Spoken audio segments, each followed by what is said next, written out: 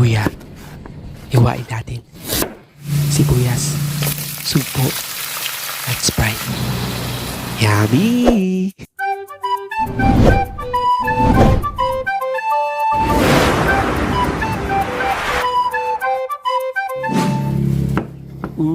Lala.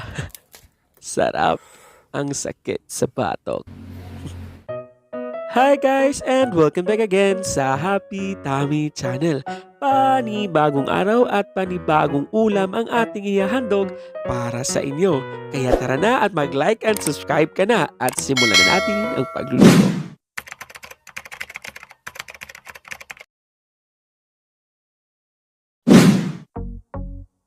Sugpo, pampataas ng dugo.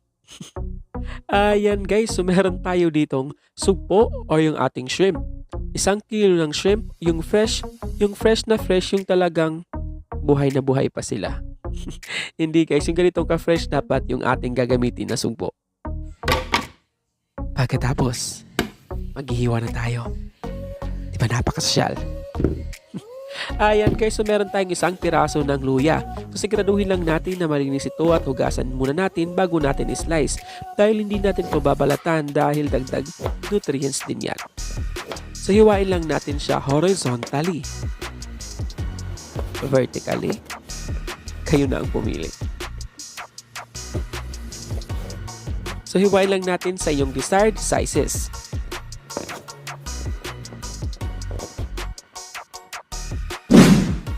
Pagkatapos ay maghiwa na tayo ng 1 peraso ng sibuyas.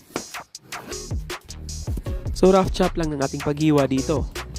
Nakadepende sa'yo kung ganong kalalaki ang iyong kahiwa.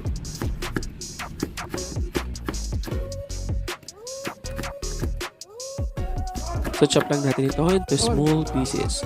Ayan guys, pagkatapos ay maghihiwa na din tayo ng ating mga bawang pangontra sa aswang. Joke lang yun. So ayan guys, meron tayong ditong 3 cloves ng garlic.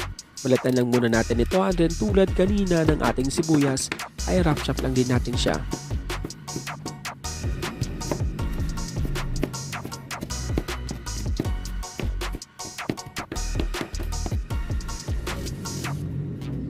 So ayan guys, ito na nga yung ating mga kakailanganin na ingredients. So set aside lang natin ito at una tayo sa ating ASMR. Char.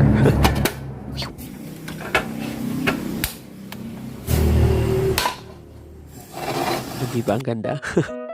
Ayan guys, sa isang pan nga ay magpainit muna tayo and then maglalagay tayo ng konting oil. And then pagkatapos ay painitin lang muna natin ito.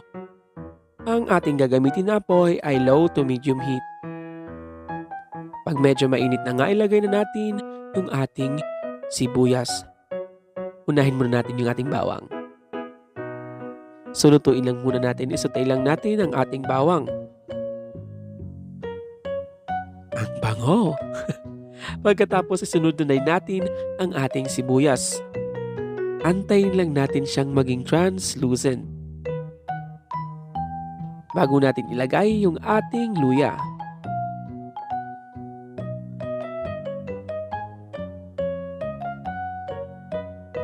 Pag naging translucent na nga siya, ibuhos na natin yung ating luya. At pagkatapos ay mix lang muna natin ito.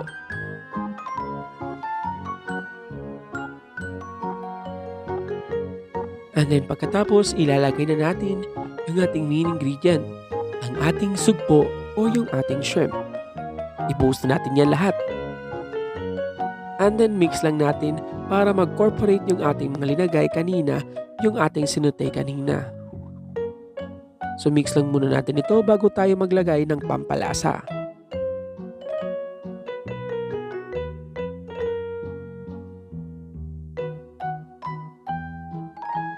Pag nahalo na nga silang lahat ay maglalagay na tayo dito ng pampalasa.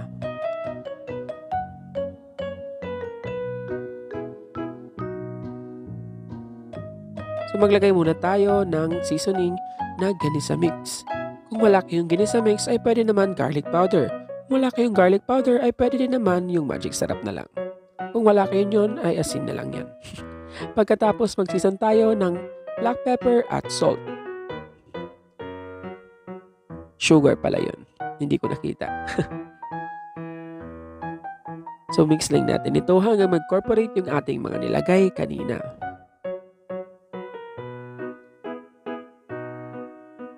And then sa puntong ito ilalagay na natin yung ating reason kung bakit kayo napaklik.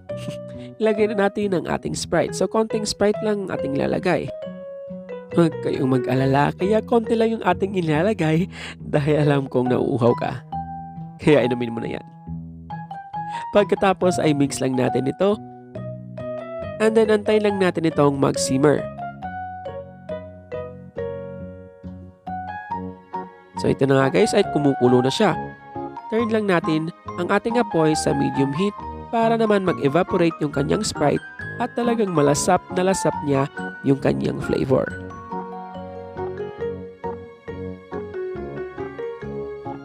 Lutuin lang natin ito ng 5 to 10 minutes in a very low to medium heat na apoy hanggang nga matanggal na nga yung mga sabaw niya.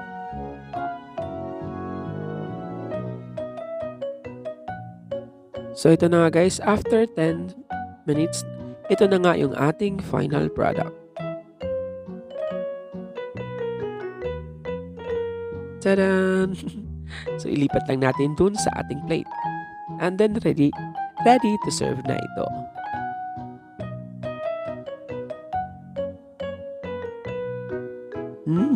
Sarap, sarap. Tara na, tikiman time na tayo.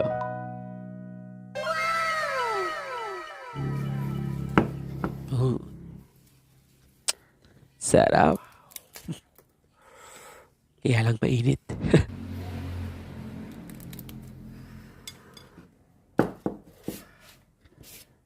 So yan guys, mag-ingat-ingat lang tayo sa mga high blood dyan.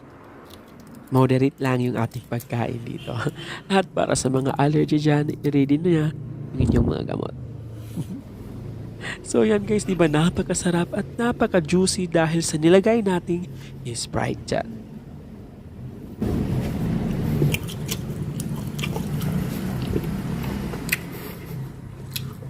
Yan na nga guys, maraming salamat sa panonood. Para sa ating ingredients ay nandun sa ating description box sa baba. Huwag mo nang kalimutan mag-like and subscribe at notification bell para updated ka sa ating mga daily uploads. Thank you for watching, stay safe and God bless.